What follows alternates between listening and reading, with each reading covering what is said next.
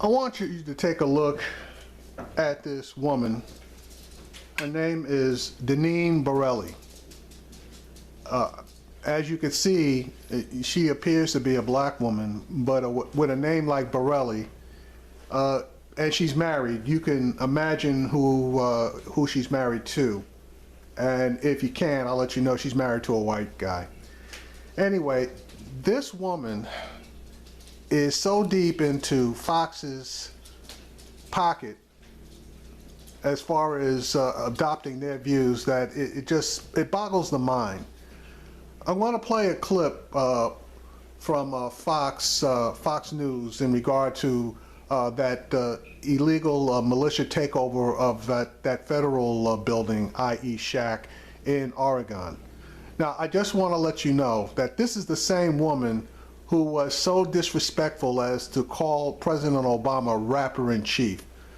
So I'm going to roll this back and give you the full scenario of this particular topic, and then I'll make a comment at the end.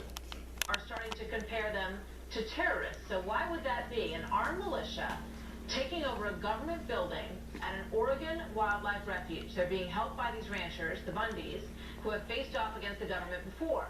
Police are keeping their distance for now. But the situation is sparking debate online over whether race is the reason for that. Many of the militiamen are white. The Washington Post writing this, quote, "It is hard to imagine that none of the words mentioned above would be avoided if a group of armed black Americans took possession of a federal or state courthouse to protest the police." What do you think? Deneen Borelli, chief political correspondent for the Conservative Review and a Fox News contributor, and Jessica Ehrlich is a former Democratic congressional candidate and an attorney. Welcome to you both. Good morning.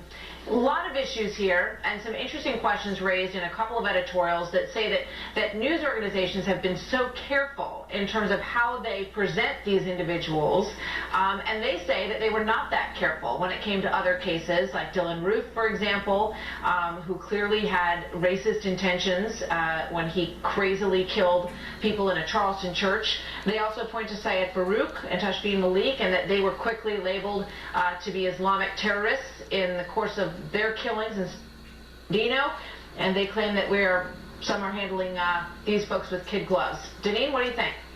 Well, nothing like the left-wing media using an opportunity to really cloud the instance that's going on in Oregon to confuse people, and that's what the left-wing media does. Each instance that is referenced in the article that you mentioned are individual circumstances. And what people need to understand what's going on in Oregon, it is really an overgrowth of government. Government gone wild is outreach of government. You have these individuals who are trying to save their property, save their ranch, because the overrun of government is not doing that. Government owns a substantial amount of property in the West, and these individuals were trying to save their property. Now, that's not true. The individuals committed a crime. The government wasn't going after their property. They were going after them for poaching onto government land and actually setting fires on government land. That's what they were accused of. That's what they were convicted of, and that's what they're going to do their 5 years on. But the government is not trying to take their land. So this bitch don't know what the hell she's talking about. Jessica, what do you think? Well, I disagree that this is sort of something that's being pushed by, the left-wing media, obviously. I mean, I think this is a situation. I don't see that there are racist overtones here. There are very different similar situations. I think, as Deneen said, that is accurate. However, this is never a situation that you want to have in the United States where we have the rule of law, where you have armed people who have taken over a federal building. Now, whether it's actually defined as terrorism will be up to not only the FBI and the Attorney General, but whether, in terms of what they'll be charged. Certainly the mayor in this area feels that there is political motivation. And now, this came from a while ago, as you can see, January the 4th. Those guys were charged with terrorism. So that broad Deneen Borelli is totally wrong. and that the political motivation is that they're armed and that they want to overthrow the local government. So this is not a situation that's similar to, ones where we saw with what happened in San Bernardino or other situations. They are all unique. I don't think this has anything to do with, a race situation. It's people who are taking matters into their own hands in a way that is not acceptable in the United States of America.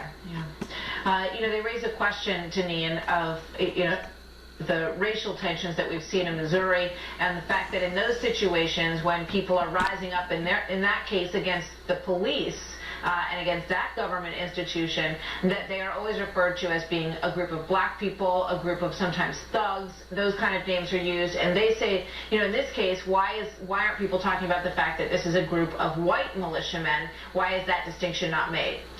Well, listen, what happened in Missouri is really outrageous because you had individuals who were very destructive. They destroyed property. They destroyed their communities. We're looking at Oregon, right? And these guys also destroyed property, and in specific, they destroyed a fence, which is basically going to cost about 70 grand to replace. And then they went in and destroyed some other property,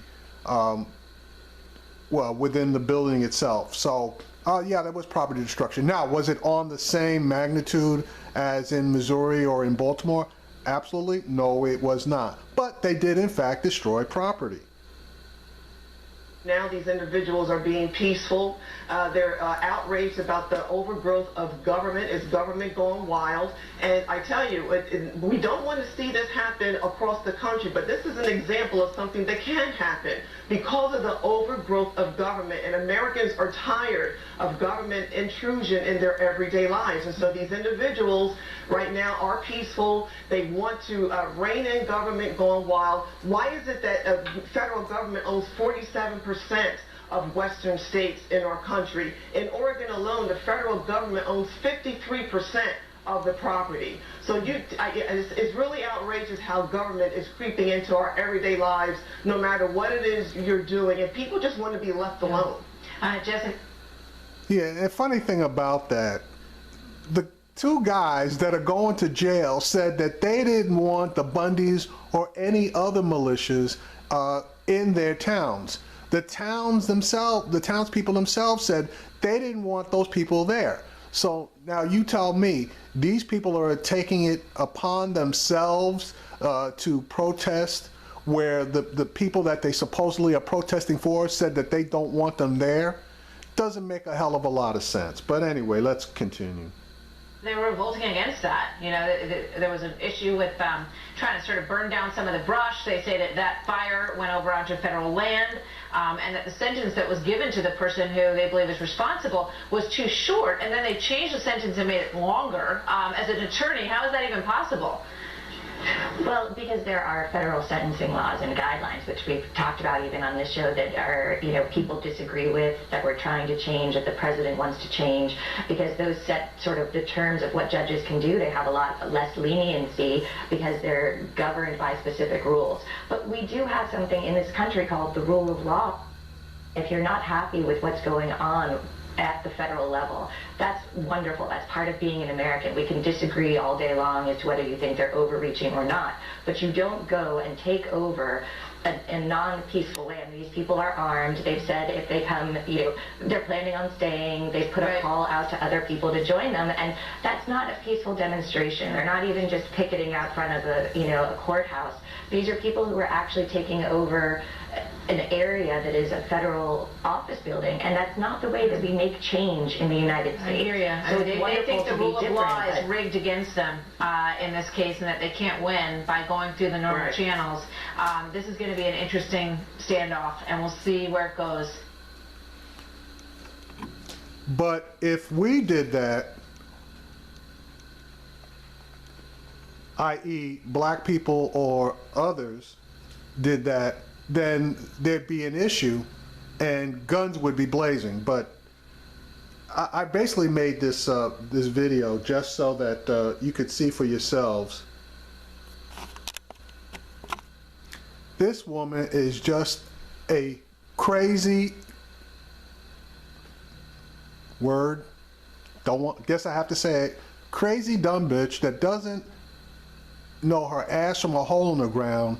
Fox News is gotta be pumping decent dollars into her, because all she is saying here is that on one hand, black people that would take over a federal building are a bunch of thugs, etc., and you know the word I'm talking about. Muslims, if they did the same thing, they deserve to be shot. But because it's white people doing it, they're just exercising their rights, and there's nothing wrong with them. Those guys are fucking terrorists. Their asses are going to jail, and I hope they go to jail for a long time. She needs to go bury her head back up her husband's ass somewhere and stop sprouting this bullshit that everybody knows is not true.